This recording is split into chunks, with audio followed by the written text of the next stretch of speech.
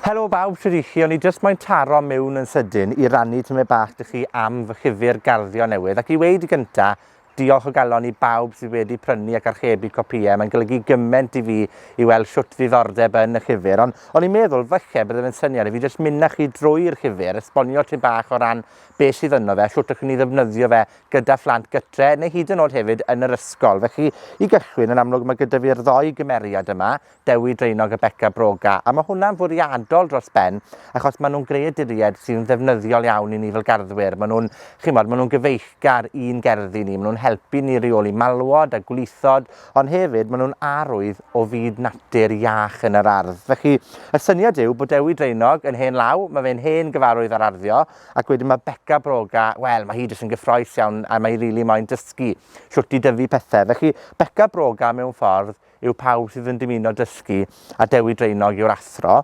Felly, pan mynd ni'n mynd mewn i'r llyfr ei hunan, yn amlwg mae yna gynnwys amrywiol yma, ni'n ceisio cyflwyno pethau i ni'n neud yn yr ardd trwy gydol y flwyddyn. Felly, pethau fel tyfu hadau, tyfu ffrwythau, tyfu blodau, tyfu llysiau. Mae yna rhywbeth i bawb yna. Dwi ddim jyst yn ymwneud â bwyd yr enghraifft, mae'n ymwneud â tyfu blodau hefyd.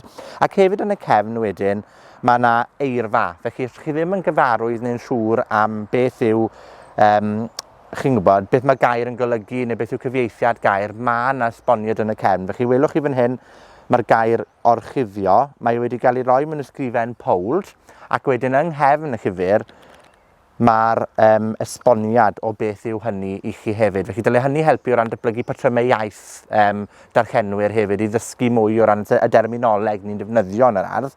Ond mae cychwyn pob pennod gyda rhyw fath o esboniad bras. Mae yna rhyw ddweud stori ysgan o ran be maen nhw'n dymuno gwneud yn yr ardd a pam. A fel ych chi weld, mae cymeriad Dewi Draenog fan hyn yn y pennod tyfu hadau, er enghraifft, wedi dal yr hadau i gyd wrth ei gotau. A dyna beth sy'n digwydd mewn byd natur wrth gwrs. Felly ni'n ceisio defnyddio y byd naturiol i gyfleu'r sgiliau ni'n defnyddio yn yr ardd. Ond mae yna esboniad bras o ran beth yw hadau, a shwt maen nhw'n tyfu, a shwt maen nhw'n datblygu.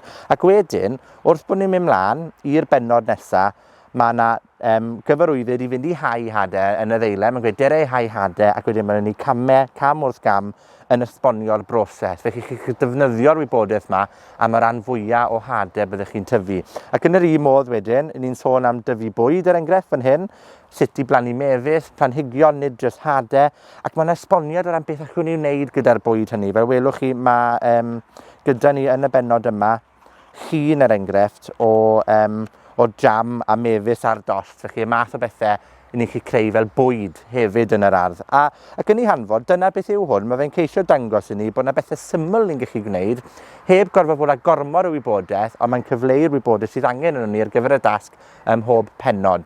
Felly, mewn ffordd, gallwch chi llunio cyfres o 6 gwers yn ystod y flwyddyn yn seiliedig yn llwyr ar y llyfr yma. Ond os oes gyda chi unrhyw gwestiynau am gynnwys y llyfr, neu hoffech chi unrhyw gyngor am rhywbeth sy'n cael ei rannu yn y llyfr, please cysylltwch y fi ar bob cyfri, ac wch chi fynd i wefan adamenyarardd.cymru am amrywiaeth o wybodaeth fyna, neu dilyn hefyd ar y cyfryngau cymdeithasol ar @adamenyarardd. A wi'n awyddus iawn i helpu pawb i ddysgu mwy o sgiliau o ran garddio, yn ysgolion, yn blant. Felly, please, holwch eich cwestiynau a cysylltwch y fi, a prynwch gopi hefyd.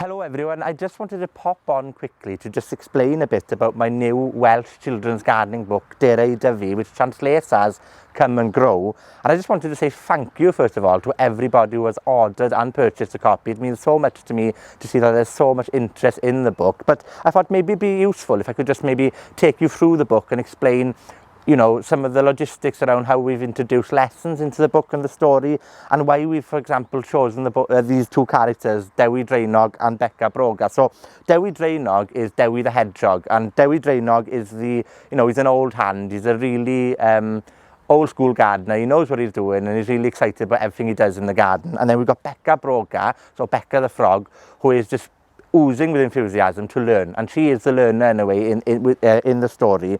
And I've chosen these characters because they are, they're nature-friendly characters to us in the garden. They're essential in any healthy ecosystem, and Dewi Draenog and Beca Broga, through this, they kind of show that gardening with nature rather than against nature is something we should all be learning as skills as well. So that's the ethos of the book. Now, with it being a Welsh book, we do have terminology. So if you don't speak Welsh and you're concerned about how you're going to learn with your child, we have got a paragraph at the end, paragraph 8, with vocabulary in it. So when you're reading the book, for example, you will find that there are bolded out words within the book, and then if you go to the back in the vocabulary lists themselves, it'll give you an explanation in Welsh, but also the translation in English as well. So it's a good way to learn Welsh yourselves alongside your children and to develop language and linguistic patterns so that you're learning different vocabulary as you're introducing gardening. So at the beginning of every chapter, what we have is a kind of summary of what's going to happen in the chapter. It's a bit of a story. We learn that Dewi Draenog, here the hedgehog, wants to go and sow seeds, and Beca Broga wants to learn how to do so. So we've got a bit of comedy value because we can see that the seeds are stuck in Dewi's coat, as it would happen in nature, because seeds are dispersed by animals and all kinds of mammals in the garden. But we explain how seeds are formed, how they develop, and then we go on in the chapter to plant them. So there's always, in every chapter, there's always an explanation, a step-by-step guide on how you can then do these activities in the garden. And we've got, sowing seeds. We've also got planting strawberry plants, and it explains how we can use strawberries in our diet and our food. So there's an emphasis as well on food production. And also we've got a chapter completely dedicated to nature and how we can look after the garden in a nature-friendly way. So I hope that this will allow you in a way to form lessons around these different elements of gardening throughout the gardening calendar. And if you're an English-speaking school and an English-speaking teacher, but you want to introduce Welsh to your pupils, this is a fantastic way of doing so. Or if you're a parent and your child's in a Welsh medium school and you want to introduce, the garden to them in Welsh and try and enhance their vocabulary, this should help you do that. But if you've got any questions, or if you'd like to know anything else, anything further, please do visit my website, adamandyrardd.cymru, or follow me on Instagram, Twitter and Facebook at adamandyrardd. I'm always happy to answer any questions, and it just means so much to me that there's so much interest in Dere dyfu. And if this is your first Welsh book for your children, then well done you, and I hope that you can continue to learn as well alongside your children, because gardening's fun and learning Welsh is equally as fun as well. Diolch yn fawr.